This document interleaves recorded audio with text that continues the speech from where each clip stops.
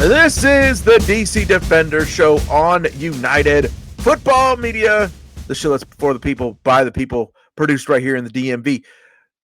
We're still coming at you with the enthusiasm. You would think maybe we wouldn't, because unfortunately, for the first time this season, we had to witness our DC Defenders take an ass whooping, because that's basically exactly what happened. And I say it every week, and I say it again this week. Things that we said in the show leading up to it, you could foresee it happening right there at the beginning, and things went off the charts right away.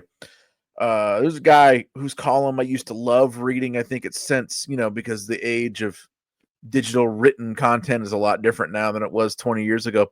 This guy named Greg Easterbrook. He used to make this column called the Tuesday Morning Quarterback. It's about the NFL. And it always used to be a running feature of the column where he would say, whatever the player's name is, such and such, congratulations, you are guilty of the worst play of the season so far in the NFL. Well, guess what? We got a candidate for the DC Defenders right here this week.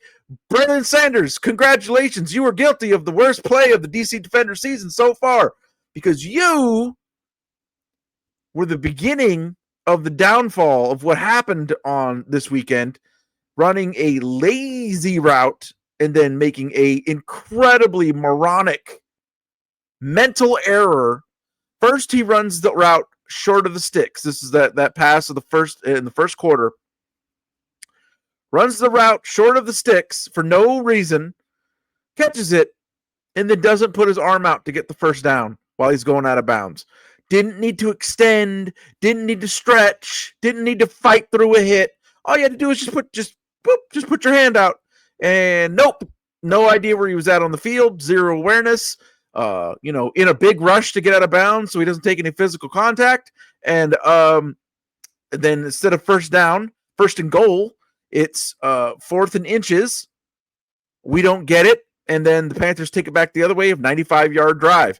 You know what happens to a defense when they have a 95-yard drive done on them right off the bat in the first quarter? Because of you, they get tired. Yep. And let me tell you something. Woo! You look at these PFF, these tackling grades, it is red as the devil's bare ass cheeks. It is red. In the 20s, most of them, these tackling grades. The tackling completely broke down throughout the game, and it's because the defense wore down. And a big part of that is because the game started off with a 95-yard drive. Now, taking nothing away, Bryce Perkins, is a Pokemon who has reached his final form. He has hit the Super Saiyan level. I think we're looking at the MVP, and he was showing us why this weekend, because Bryce Perkins was going off and making, backyard Madden type plays. He looked like a dad playing with his kids out there, doing whatever, putting tricks on it, no look passes, all kinds of crazy stuff. Bryce Perkins is an NFL quarterback moonlighting in the UFL right now. So tough task. Don't want to take anything away from him, but the poor defensive PFF grades, and especially, the horrendous tackling grades that come with them, tells me this was a defense that got tired. And, but it was both of those things. It was the worst possible combination, because you had that 95-yard drive to start off, but then you also had a mobile quarterback who was making these plays. Mobile quarterbacks also are another thing that gets your defense tired, gets them undisciplined. And that's exactly what happened.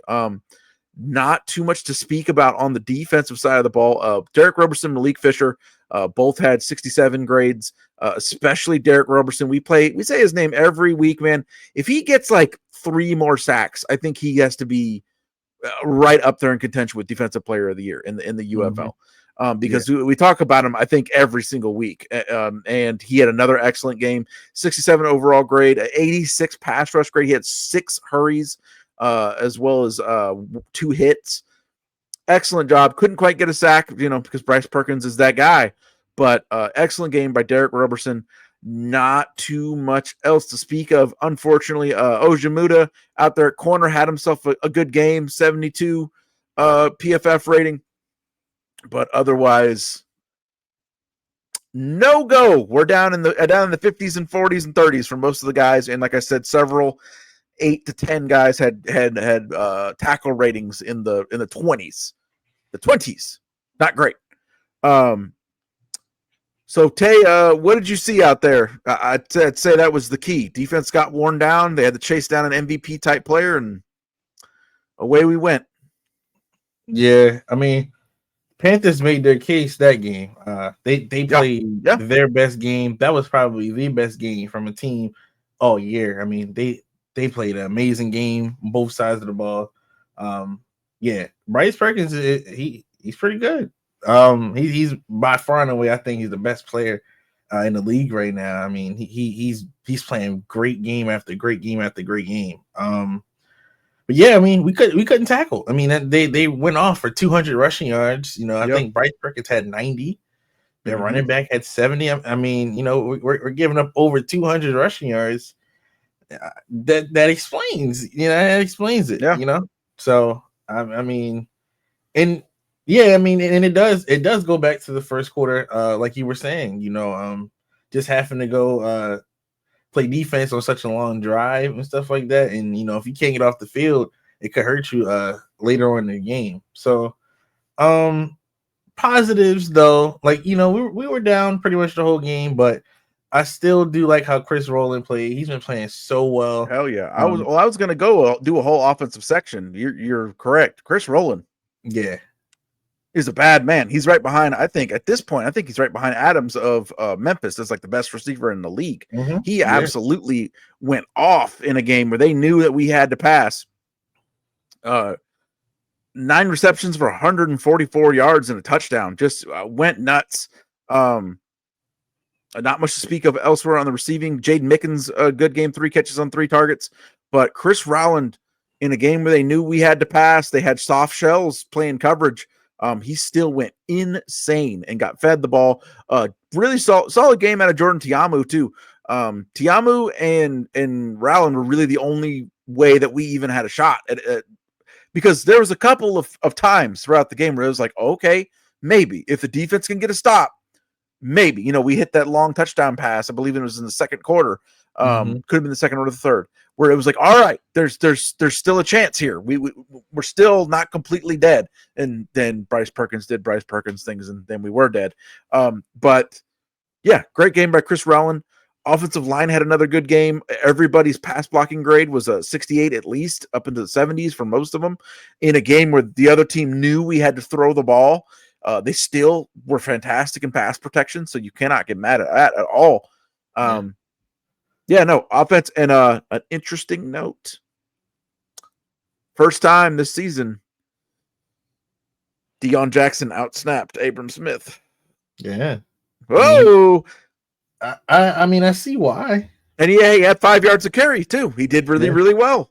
You know, the running game kind of had to get abandoned. We kind of had to completely abandon our usual game plan.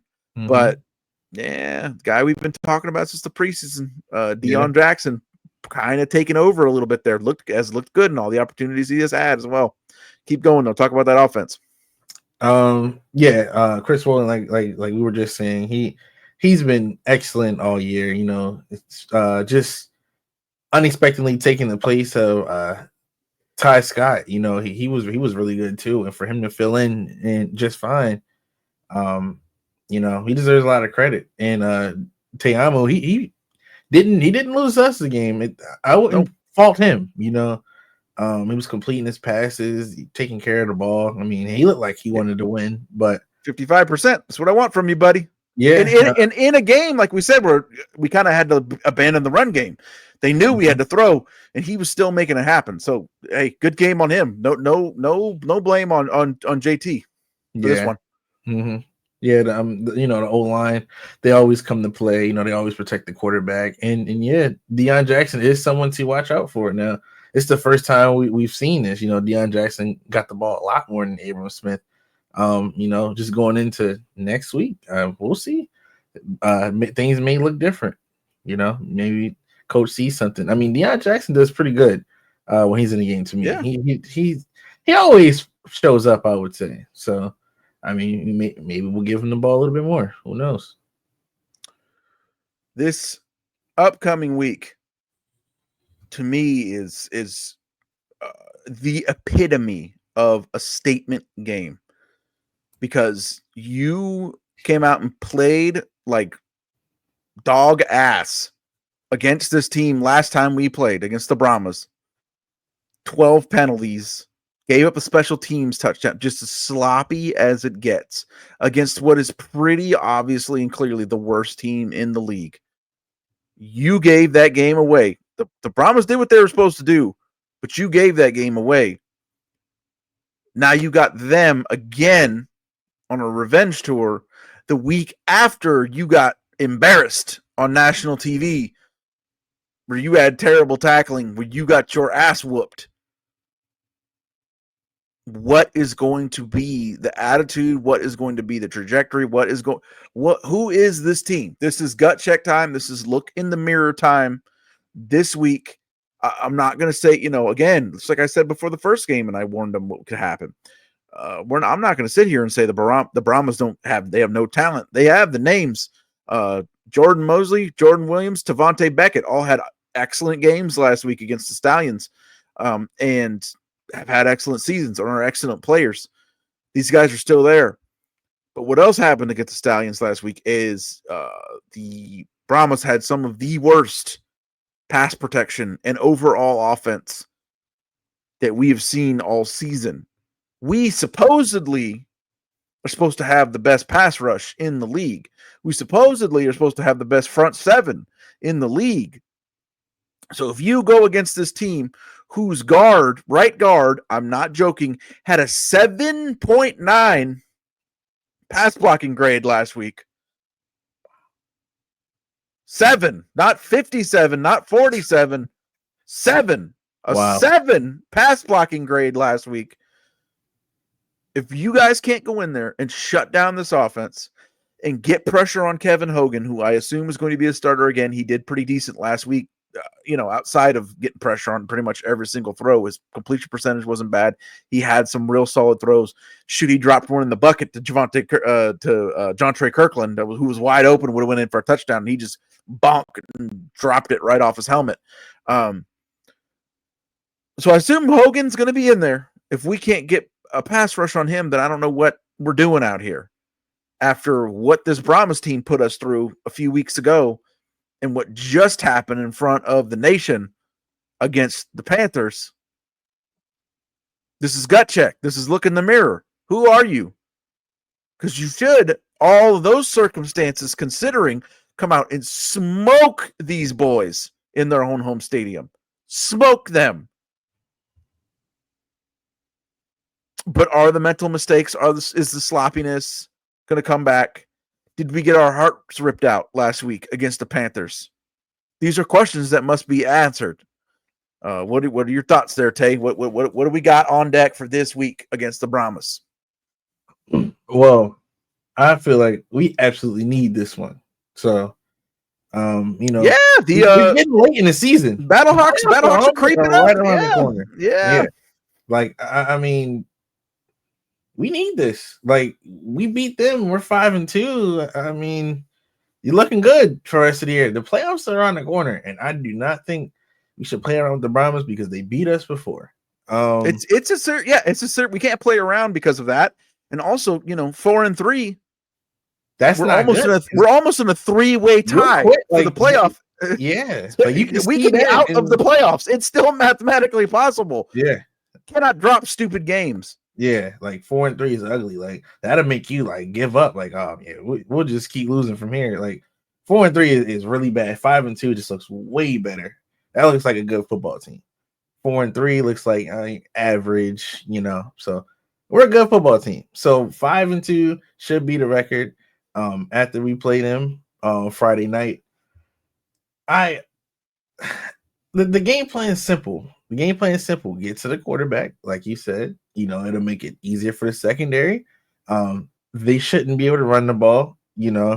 Hasn't really been the thing for them. So, I mean, they shouldn't do it on us. After what happened last week, they should want to redeem themselves from that. So, yeah, we should play our best game this week. This it's just the perfect game. Like this is like the right here in the season. Like you could say it's one of the most important. Like this could turn around your season right here. It should be, yeah. This is important. We really need this. Teamo has to come to play. Has to play his best game. Chris Rowland, he's been playing good all year, so I'm not really worried about him. He'll do just fine, and we'll see about Deion Jackson. Like I said, he got the ball a little more last game than Abram Smith, so we'll see about that. But I got the Defenders this week. There's no way we lose 2 in a row, because if we lose 2 in a row to the Brahmas, there's no like we're not a threat then. Like no. you can't no. Come on. We got to beat the Brahmas. So I got us dominating the Brahmas because that's what needs to happen. We went out there and embarrassed ourselves against the Brahmas and then got embarrassed against the Panthers. Yeah. Can't have it this week. We need to start embarrassing other people. Yeah, it needs to start this week. The United Football Media has an embarrassment of riches. Look around the page. You can catch me, Tay, and our guy True, writer for PFN, on the best damn recap show for the UFL. It's the United Football Media's Tell Me About It. That is also on this page. You can recap everything. It's less detailed than what we do here, but recap all of the games, preview all the games upcoming week. If you just want a quick recap and preview, that is the place to get it. Our guys over there on Brahma Bullpen, I'm sure they got a lot to say in a game preview for this one. Panthers podcast, I know he's over there crowing, saying there's no doubt about it. We took the #1 mantle of the league this week, and he's not wrong. He's right. And also, I'm hoping Ace better get in here, man. It's the biggest game in Roughnecks history. I'm saying it. That's it. The biggest game in the history of the Houston Roughnecks program is this weekend against Stallions. Yeah. Let's go, Necks. I don't even want to see the Stallions in the playoffs. Just get them out of here. No chance of a four-peat. Let's just move on. All that and more. Again, this is the show that's for the people, by the people. Anything that you want to hear about or hear more in depth about here on the DC Defender Show, you just hit us up in the comments and we will cover it for you. Our home sports network is the DAR Sports Media. Search DAR Sports Media up there in the YouTube search bar after you check out all the grand stuff we have here on United Football Media. We're covering the NBA playoffs and we're doing NFL offseason grades over there on DAR Sports Media. Me, Tay, a bunch of other fine content creators. This right here is the DC Defender Show on United Football Media.